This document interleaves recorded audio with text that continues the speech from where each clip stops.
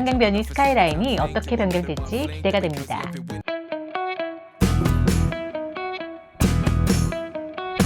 미래엔 이곳이 강남이 된다.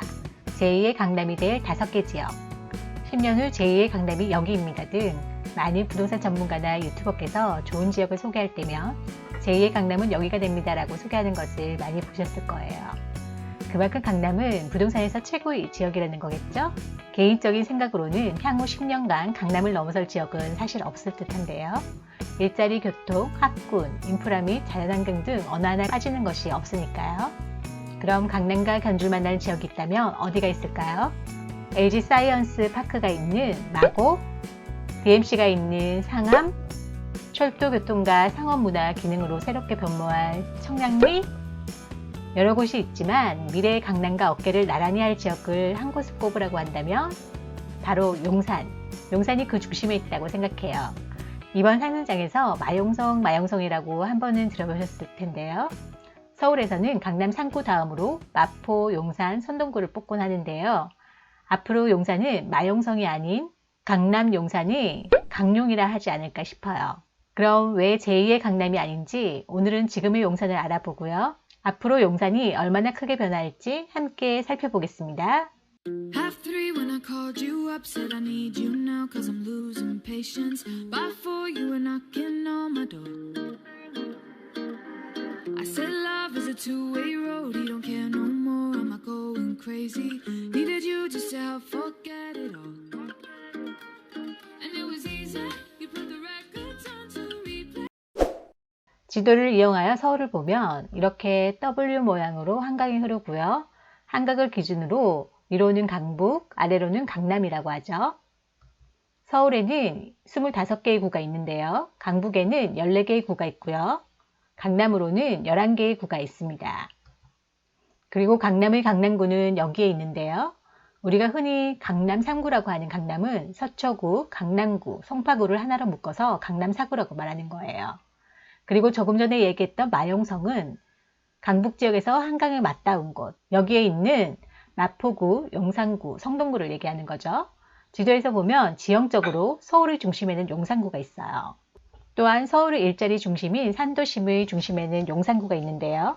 우리나라에서 가장 일자리가 많은 곳인 강남구와 서울의 원도심으로서 일자리가 두 번째로 많은 곳은 중구, 종로구가 있어요. 그리고 금융의 중심지인 여의도가 있습니다. 강남, 여의도, 중구의 원도심을 3대 업무지구라고 하는데요. 이렇게 삼각형을 그려보면 이 지역들이 대한민국에서 가장 양질의 일자리가 많은 곳입니다. 양질의 일자리가 많으니 이곳 인근의 사람들이 직주근접으로 선호하는 입지가 되고요. 이런 선호도는 곧 부동산 가격으로 반영되고 있습니다. 그리고 이 3대 업무지역인 삼각형의 중심에는 용산이 있죠. 용산은 우리나라의 아픈 역사가 공존하는 곳이기도 한데요. 임진왜란 때는 왜군의 보급기지로 이용되었으며 청일전쟁 이후에는 청나라군과 일본군이 주둔했고요.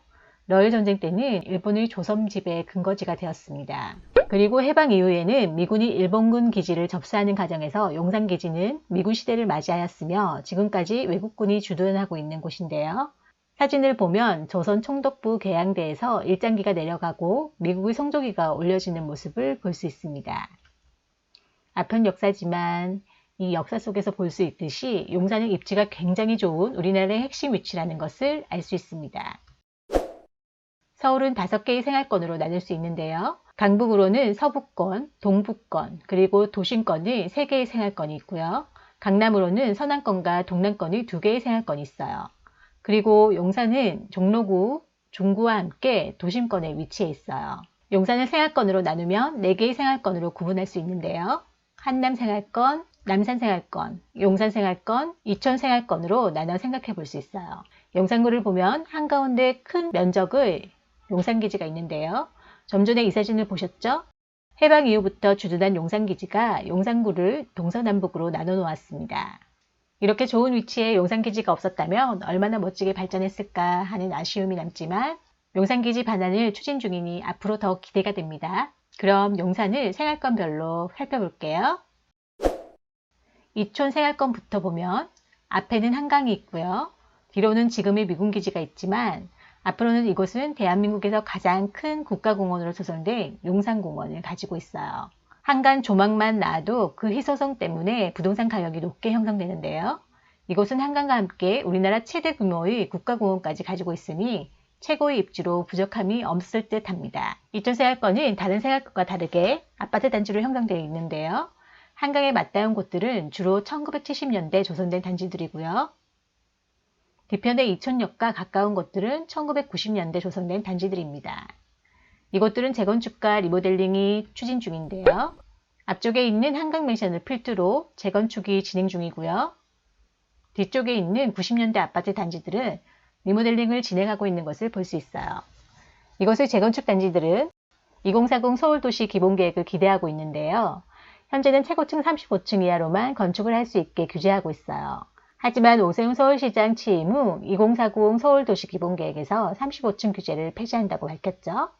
2040 서울도시 기본계획을 아직 확인하지 못하신 분들은 오른쪽 영상 링크에서 확인해 보세요. 한강맨션의 경우 최고 68층 설계안을 제안한 상태라고 하는데요. 향후 어떻게 진행이 될지 기대가 되는 곳입니다.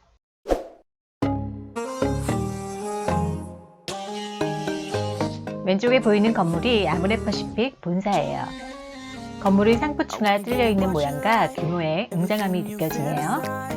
이곳은 용산구에서 가장 상권이 발달한 용리단길이 신용산역 주변이에요. 용산역과는 150m 떨어진 곳이죠. 신용산역부터 한강맨션까지 쭉 따라가 보겠습니다.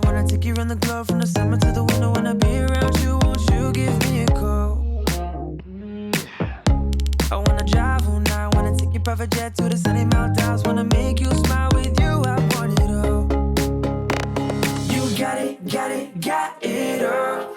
Your body to your smile, want you to my own. And I just had to let you know. Come and bring it here, 'cause I want. 경의중앙선 첫길도 보이네요. 2040 서울도시 기본계획에서 지상철도 지하화에 대한 이야기가 있는데 미래에 어떻게 변화할지 기대됩니다.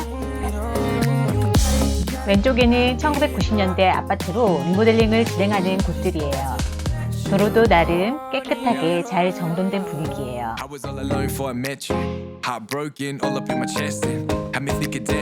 서울 35층 규제 완화를 통해 68층 높이로 재건축이 가능해질지에 대한 관심이 쏠리고 있는 한강맨션이에요. 한강맨션 앞이 한강공원에서 찍은 영상인데요.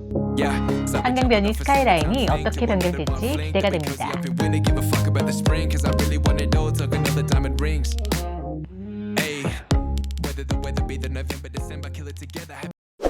한남생활권은 서울뿐만 아니라 국내 최고의 부촌으로 손꼽히는 지역이에요. 강남구, 서초구와 함께 서울의 대표적인 부촌으로 유명한데요. 이곳의 주거 형태는 아파트도 있지만 고급 빌라와 일부 저택이 대규모로 형성되어 있어요. 우리나라 재벌 회장 일가와 유명 연예인들이 여기에 자택을 두고 있다고 합니다. 아시를 통해 지난 6개월간 우리나라에서 최고가로 거래된 아파트를 보니 용산구 한남동의 파르크 한남이 120억 최고가를 찍었습니다. 2위도 역시 용산구 한남동에 위치한 나인원 한남이군요. 파르크 한남은 2022년 3월 현재 네이버 호가는 130억으로 나와 있네요. 파르크 한남은 여기에 위치해 있는데요. 위치를 보면 한강과 인접해 있고요. 한남대교를 사이에 두고 압구정동과 마주보고 있습니다. 네이버에 등록된 파르크 한남의 실내를 보니 한강뷰가 눈에 들어오네요. 한남 생활권에서의 핵심 이슈는 한남 뉴타운 재개발 사업이에요. 대한민국 재개발 사업지 중에 최고의 대장 사업지로 꼽히는데요. 1, 2, 3, 4, 5구역까지 총 5개의 구역이 있지만 지난 2018년에 1구역이 구역 해제가 되어 지금은 4개의 구역이 재개발 사업을 진행 중입니다. 한남 뉴타운은 최고의 입지지만 이해관계가 복잡하여 사업 진행이 느린 특징이 있는데요. 한남 2구역은 2021년 11월에 사업 시행 인가를 받았고요. 한남 3구역은 19년 3월에 사업 시행 인가를 받아 가장 빠르게 사업이 진행되는 곳이고요. 그리고 4구역, 5구역은 조합 설립 인가 단계입니다. 남산생활권은 남산 아래의 자연과 어우러진 입지와 서울역과 가까운 장점이 있죠. 이곳은 주로 다세대 다가구 주거 형태를 띠고 있으며 남산의 남쪽 아래 구릉지에 주거 밀집 지역을 형성하고 있는 특징이 있습니다. 남산생활권의 이슈로는 후암동 재개발, 재건축 사업이 있는데요. 용산고등학교 위로 후암로를 기준으로 동후암, 소호암 지역으로 나눌 수 있는데요. 소호암은 후암 특별계획구역으로 개발구역행위 제한구역이에요. 재개발 사업의 경우 정비구역 지정을 위한 필수 요건을 하나로 노후도가 있는데요. 노후도의 구체적인 조건으로는 30년 이상 된 건물이 전체의 3분의 2 이상이어야 하고 동시에 노후 건물 연면적이 60%를 넘어야 합니다. 부동산 플래닛으로 확인 시 붉은색으로 갈수록 노후도가 많은 곳인데요.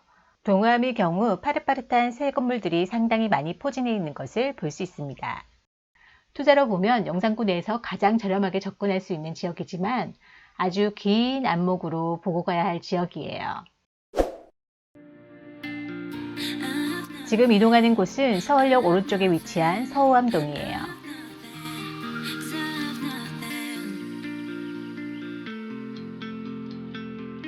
노후한 주택과 좁은 도로 그리고 언덕길이 맞았어요. It's wonderful when you smile. Yeah. I think I'm lost in your eyes. Yeah. Our love is strong, more than a mystery. The flame still burns. 후암동의 명소 중에 하나인 홍철 책방이에요. 베이커리 카페인데요. 지금은 휴업 중이라고 합니다. 입구에 들어서면 홍철의 기운을 받을 수 있다고 하는데요. 기회가 되면 그 기운을 받으러 와야겠어요. 이곳은 행정구역상 후암동과 함께 동자동, 가롤동을 포함하는데요. 후암특별계획구역으로 지정이 되어 있어요. 1, 2, 3, 3개의 특별계획구역으로 나눠지는데 가운데 2구역은 재건축으로 위, 아래 1, 3구역은 재개발 사업을 계획하고 있습니다. It's wonderful when you smile. Yeah. Our love is strong, more than a mystery. The flame still burns. That's a mystery. It's wonderful when you smile. Yeah. 용산 생활권을 보면 위로는 서울역이 있고요. 아래로는 용산역이 있어요. 용산 생활권은 서울역 인근의 노후화된 주택이 밀집해 있어요. 그래서 이 지역들도 재개발에 대한 이슈가 많은 곳들이에요. 지하철 6호선을 기준으로 위쪽 지역의 주택에 대한 개발 이슈는 청파동 일가의 청파 2구역과 청파 1구역이 있어요.